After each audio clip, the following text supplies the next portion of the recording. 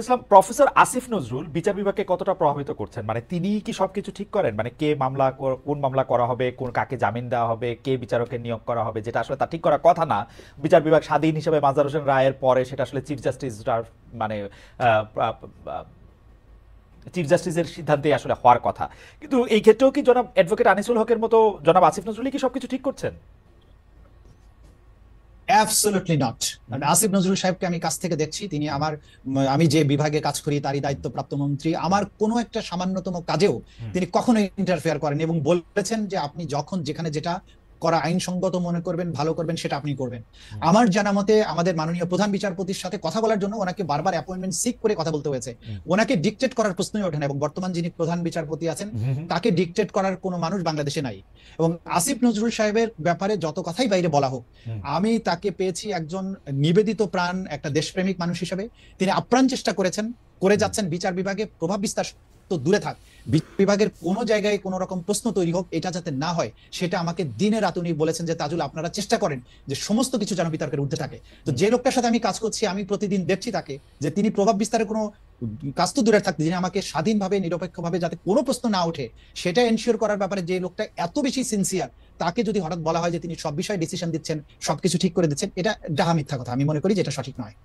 আহ, উম, দুটি বিষয়ে আপনার থেকে আরো একটু জানার ছিল। যে একটা কথা প্রায় বলা হচ্ছে যে প্রফেসর আসিফ নজরুল যেহেতু আইন উপদেষ্টা, তার কারণে আমি কিন্তু মাননীয় প্রধান বিচারপতি সৈয়দ রেফাত আহমেদকে ব্যক্তিগতভাবে চিনি বলে আমি আপনার বক্তব্যের সাথে সম্পূর্ণ একমত যে সৈয়দ রেফাত আহমেদ যতদিন চেয়ারে বসে আছেন বা বেঁচে আছেন, অন্য কারো তাকে প্রভাবিত করা এটা একটা কঠিন কাজ, বা মানে আমি শুনি নাই যে এটা সম্ভব হবে কিনা।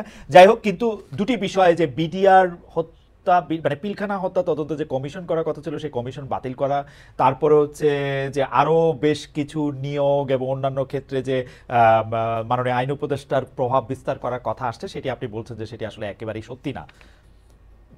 আমরা এই প্রসঙ্গে আপনার আমি মনে করি যে আমি একটু বিডিআর বা পিলখানা হত্যা নিয়ে আপনার বক্তব্যটা আরেকটু বেশি করে শুনতে চাইবো, যে এটাকে আসলে কমিশন করা দরকার ছিল, থাকলে এটা কিসের জন্য কমিশন, এটা আমরা এবার একটু শুনবো। আমরা আসছি। আব্দুল কাদের নাকি 3 মাস দেশেই ছিলেন, তারপরে তিনি চলে গেছেন। বিচার প্রক্রিয়ায় আপনারা কি আসলে সবার সহযোগিতা পাচ্ছেন কিনা? আদালত জানতে চেয়েছেন মহাপুলিশ পরিদর্শকের কাছে বা পুলিশ চিফের কাছে যে কিভাবে তিনি দেশ ছেড়ে চলে গেলেন। আপনার কি মনে হয় তিনি কিভাবে দেশ ছেড়ে চলে গেলেন? এই সরকারের মধ্যেই কি কেউ কেউ তাকে দেশ ছেড়ে চলে যেতে সাহায্য করেছেন? জি, আপনাকে ধন্যবাদ। অত্যন্ত প্রাসঙ্গিক প্রশ্নটা করেছেন। ওবায়দুল কাদের সাহেব চলে যাওয়ার ব্যাপারে যেটা শোনা যাচ্ছে যে উনি 3 মাস দেশে ছিলেন। তো আপনারা জানেন যে বাংলাদেশে এই বিপ্লবের পরে পুলিশ বাহিনীতে যে অস্থিরতাটা ছিল, বাংলাদেশে এরকম পরিস্থিতি কখনো হয়নি যে গোটা পুলিশ বাহিনী পালিয়ে গেছে। এবং যেহেতু তারা একটা বড় অংশই এই গণহত্যার সাথে সম্পৃক্ত ছিল, অপরাধের সাথে সম্পৃক্ত ছিল, তাদের পালিয়ে যাওয়াটা ছিল স্বাভাবিক। তারপরে কিছু যারা যখন ফিরে আসলো, এটা আইন শৃঙ্খলা পরিস্থিতি স্বাভাবিক হতে একটা সময় লেগেছে। এবং এই সুযোগটার সদ্ব্যবহার করে আমাদের যে সমস্ত সম্ভাব্য পারপিট্রেটরস, যারা আসামি যারা আছেন, তারা দেশ ত্যাগ করেছেন। এবং সেই ক্ষেত্রে আমরা যতটুকু জানতে পেরেছি যে 3 মাস পর্যন্ত তিনি ছিলেন। আমরা এই ব্যাপারে বিজিবির সাথে কথা বলেছি। তারা যেটা বলার চেষ্টা করেছেন যে আমাদের বর্ডারে 4100 কিলোমিটারের বেশি বর্ডার আছে ভারতের সাথে, এবং সেই ক্ষেত্রে বিওপি গুলোতে যে কয়েকজন করে বিএসএফ থাকে, তাদের পক্ষে আসলে পুরো সীমান্তটা পাহারা দেওয়া সম্ভব নয়। এই ফাঁক দিয়ে যদি কেউ পার হয়ে যায়, বাংলাদেশের কোনো ইমিগ্রেশনকে টাচ না করে, ওপার থেকে তাদেরকে আসলে ওয়েলকাম করার লোক আছে। সেই ক্ষেত্রে তারা চলে যেটা যাচ্ছেন, এটা বিজিবি চাইলেও অনেক ক্ষেত্রে তারা রোধ করতে পারেনি বলে তারা বলেছেন। আর বাংলাদেশের মধ্যে এটা অস্বাভাবিক নয় যে পুলিশের মধ্যে যেহেতু তাদের অনেক বেশি অনুগত লোকজন ছিল, তারা কেউ কেউ তাকে সহযোগিতা করেছেন, এটা স্বাভাবিক। কিন্তু যত সময় যাবে, আমি মনে করি যে এই জিনিসটা আস্তে আস্তে ঠিক হয়ে আসবে। এইভাবে পালানোর পথটা আস্তে আস্তে রুদ্ধ হয়ে যাবে তাদের জন্য। না মানে আপনার কথা থেকে একটু ব্যারিস্টার ইসলাম আপনার কাছে একটু আসি যে আপনি বলছেন যে যত সময় যাবে তত ঠিক হবে। আবার আপনি বলছেন যে বা আপনাদের কাছে খবর হচ্ছে 3 মাস উনি দেশে ছিলেন, অর্থাৎ প্রথম 1 মাসকে যদি আমরা ধরে নিই যে পুলিশ বাহিনী তার পুনর্গঠন তার সেটার ক্ষেত্রে অসুবিধা, কিন্তু আমরা তো দেখলাম যে যখন পুরোটার সবাই সবার দায়িত্ব নিয়েছে তারপরে উনি গিয়েছেন। এটা কিভাবে ব্যাখ্যা করবেন? মানে ডেফিনেটলি যে এই জিনিসটা তাদের ব্যর্থতা তো বটেই। আমাদের আইন শৃঙ্খলা রক্ষাকারী বাহিনী যে আদালতের যে ওয়ারেন্ট ছিল সেটাকে কার্যকর করার ব্যাপারে যতটুকু তাদের সিরিয়াস হওয়া উচিত ছিল, অথবা টেকনোলজি ব্যবহার করে তারা যেভাবে সিরিয়াসলি তাকে গ্রেপ্তার করতে পারতেন, সেটা তারা করেননি। এটা ডেফিনেটলি তাদের একটা ব্যর্থতা আমি বলবো। আরেকটা জিনিস হচ্ছে, আমরা এটাও জানতে পারছি যে প্রথমে তাদেরকে কিন্তু কোথাও কোথাও আশ্রয় দেওয়া হয়েছিল জীবন বাঁচানোর জন্য বা ইত্যাদি ইত্যাদি কথা বলে। কিন্তু তারপরে যখন জীবন বাঁচানোর পর্বটা শেষ হয়ে গেল, তাদের জীবনের উপর আশঙ্কা কমে গেল, তখন তাদেরকে আসলে আসলে আইনের হাতে সোপর্দ করা উচিত ছিল। এক্ষেত্রে সেই জায়গাটায় একটা শূন্যতা হয়েছে বলে আমরা মনে করছি। আপনার কাছে কি মনে হচ্ছে যে এটার ক্ষেত্রে কিছুটা পিক এন্ড চুজ করা হয়েছে, যে কাকে আসলে মানে আশ্রয় নিতে সবাই এক জায়গাতেই গিয়েছেন, আমরা ক্যান্টনমেন্টের কথা বলতে পারি, কিন্তু তারপরে পিক এন্ড চুজ করা হয়েছে কাকে তুলে দেওয়া হবে কাকে তুলে দেওয়া হবে না, ব্যাপারটা কি এরকম? এটা আমার কাছে ডেফিনিট কোনো ইনফরমেশন নেই। কিছু লোক গ্রেপ্তার হয়েছেন, কিছু লোক গ্রেপ্তার হয়েছেন বলে খবর বেরিয়েছিল, সেগুলো পরবর্তী সময় আমরা দেখলাম যে না, তারা আসলে গ্রেপ্তার হননি। তো সেক্ষেত্রে পিক অ্যান্ড চুজ অথবা কেউ তাকে ফেভার করা বা এরকম কিছু একটা হয়ে থাকতে পারে। যেহেতু আমার কাছে ডেফিনিট ইনফরমেশন নেই, আমার পক্ষে মন্তব্য করাটা কঠিন, কিন্তু দৃশ্যত তাদের পালিয়ে যেতে কেউ না কেউ সাহায্য করেছে, এটা বোঝা যাচ্ছে বিদ্যমান বাস্তবতা থেকে। তদন্ত কমিশনের রিপোর্টে এই জাতীয় জি। কাজের জন্য ভারতের সম্পৃক্ততা থাকার অভিযোগ এসছে বলে আমরা জেনেছি। এইটার ক্ষেত্রে আসলে সরকারের কি করার দরকার এবং এটা কিভাবে, মানে আপনি আরেকটু আমাদেরকে একটু জানাবেন কিনা যে এটাতে আসলে আমরা মানে ইনফরমেশনটা কি, কারণ আমরা পত্রপত্রিকায় পড়েছি যে এই ভারতীয় সম্পৃক্ততা পেয়েছে গুম সংক্রান্ত কমিশন, কিন্তু আমরা এর চেয়ে বেশি কিছু জানতে পারিনি এখনো। জি, আমি গুম কমিশনের রিপোর্টের ব্যাপারে আংশিক যেটা প্রকাশিত হয়েছে সেটা আমি নিজেও দেখেছি এবং পত্রপত্রিকাতেও এসেছে। সেখানে কিন্তু তারা খুব সুনির্দিষ্টভাবে বলেছে যে ভারত সরকার কিভাবে এই গুম সংগঠনের ব্যাপারে সহায়তা করেছে। সেখানে তারা উদাহরণ হিসাবে বিএনপি নেতা সালাউদ্দিন আহমেদকে যে ভারতের সীমান্তে নিয়ে যাওয়ার পরে ভারত তাকে আটক করে যে কিভাবে এত বছর আটকে রেখেছে সেই প্রসঙ্গটা নিয়ে এসেছেন সুখরঞ্জন বালির কথা, যে সুখরঞ্জন বালিকে যখন এই ট্রাইব্যুনালের প্রাঙ্গণ থেকে অপহরণ করা হয়, তারপরে তাকে পুশব্যাক করা হয় ইন্ডিয়ার মধ্যে, এবং সেখানে ইন্ডিয়ান পুলিশ সবকিছু জানা সত্ত্বেও বিএসএফ তাকে নিয়ে গিয়ে দমদম কারাগারে তাকে আটক রাখে অন্যায়ভাবে অনুপ্রবেশের দায়ে। এরকম আরো অনেকগুলো গুম ভিকটিমের সাক্ষাৎকার তারা নিয়েছেন, যাদেরকে বিভিন্ন সময় ভারতে নিয়ে যাওয়া হয়েছে, সেখানে আটকে রাখা হয়েছে, পরবর্তী সময়ে তারা মুক্তি পেয়ে হয়তো এসেছেন নানানভাবে। এখানে একটা জিনিস গুম কমিশনের রিপোর্টে তারা খুব ক্লিয়ার বলেছেন, যেটা আরো ডিটেলটা যখন প্রকাশিত হবে তখন জানা যাবে, যে এই গুমের কার্যক্রমকে ফ্যাসিলিটেট করার ব্যাপারে আন্তঃসীমান্ত যোগাযোগের একটা ব্যাপার আমরা এখানে লক্ষ্য করেছি, এবং বিশেষ করে এই বিষয়গুলোকে হাইলাইট করে কিন্তু এই কমিশন এবং তাদের যেটুকু প্রকাশযোগ্য রিপোর্ট, সেখানে তারা বলেছেন যে এটার সাথে ভারতের সম্পৃক্ততা পাওয়া গেছে।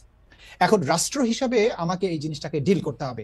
আমার একটা স্বাধীন সার্বভৌম রাষ্ট্র, আমার একটা বিচার বিভাগীয় একজন সর্বোচ্চ আদালতের বিচারপতির নেতৃত্বে গঠিত যে কমিশন, যখন তারা ফাইন্ড করবেন যে এই রাষ্ট্রের আভ্যন্তরীণ কোনো অপরাধের ক্ষেত্রে প্রতিবেশী দেশ তাদেরকে ফ্যাসিলিটেট করছে, আমাদেরকে অবশ্যই ডিপ্লোম্যাটিক্যালি তাদেরকে সেগুলো চ্যালেঞ্জ করতে হবে, তাদের সেই ব্যাপারে ব্যবস্থা গ্রহণ করতে হবে।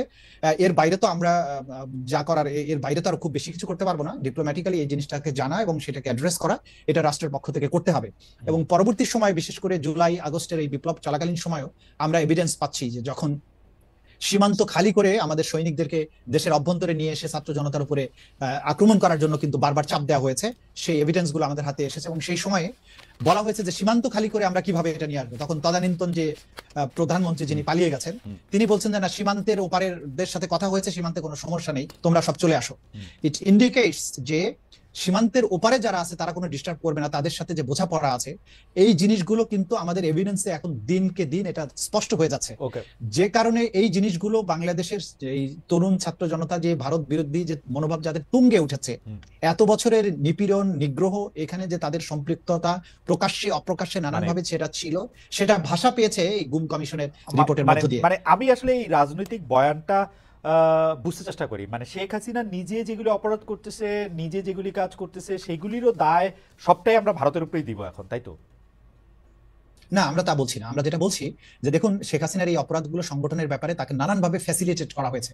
তার সর্বশেষ দৃষ্টান্ত হচ্ছে যে তাকে তো ফ্যাসিলিটেট চীনও করছে, দুইটা সাবমেরিন দিছে ভারতের এটা টহল দেওয়ার জন্য। সাবমেরিন এই যে পদ্মা সেতু বানাইতে টাকা দিছে, মিথ্যা কথা বলে বলে সে টাকা। হ্যাঁ, সাবমেরিন কিন্তু কোনো ক্রাইমস এগেইনস্ট হিউম্যানিটি সংগঠনের কাজে ব্যবহৃত হয়নি, এবং পদ্মা সেতুতে ঋণ যেটা দিয়েছে সেটা দিয়ে বাংলাদেশের ইনফ্রাস্ট্রাকচার ডেভেলপমেন্ট হচ্ছে, যদিও সেখানে দুর্নীতি হয়েছে। কিন্তু ধরেন একটা গুমের ক্ষেত্রে যখন সাহায্য করবে, যখন সীমান্ত খালি করে বাংলাদেশের জনগণের উপরে আঘাত করো, তোমার সৈনিককে নিয়ে সীমান্ত খালি করে দাও, এই ধরনের সম্পৃক্ততা এক জিনিস। সেটা তো আপনি বলতেছেন, মানে এটা তো আপনার বলা, মানে আমি তো আর এটার ফ্যাক্ট আমি জানি না। মানে বাংলাদেশের কোনো সরকার প্রধান সীমান্ত খালি করে দাও, সৈনিকদের মারা, এটা ইটস লাইক, মানে এটা অনেক বড় স্টেটমেন্ট। মানে এটা নিশ্চয়ই সৈনিকদের মারা না, আমি আপনাকে বলছি দায়িত্ব নিয়ে, আমাদের তদন্তের মাধ্যমে আমরা পাচ্ছি যে যখন 5ই আগস্টের যখন ঢাকাকে কন্ট্রোল করতে পারছিল না, তখন প্রাইম মিনিস্টার নির্দেশ দিয়েছিলেন বিজিবিকে যে তোমরা সীমান্ত থেকে ঢাকা শহরের দিকে মার্চ করো। এবং আপনারা জানেন যে 5ই আগস্ট বিভিন্ন রাস্তায় রাস্তায় বিজিবির সাথে ছাত্র জনতার সংঘর্ষ হয়েছে, তারা ঢাকার দিকে মার্চ করছিল, সেই তথ্য আছে।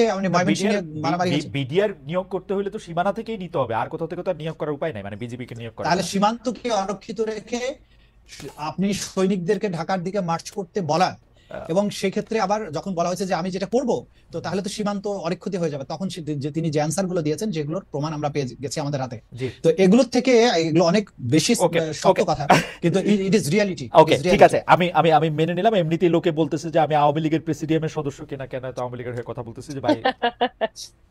আচ্ছা যাই হোক, প্রেসিডিয়াম কিন্তু ফাঁকা আছে, আপনি চাইলে হয়ে যেতে পারেন এই ফাঁকা। হয়ে যেতে পারে না। না আপনার ধারণা যে আমি খালি ফাঁকা হইলেই সেই জায়গায় গিয়ে বসি, ব্যাপারটা এরকম না কিন্তু তাদুল ভাই।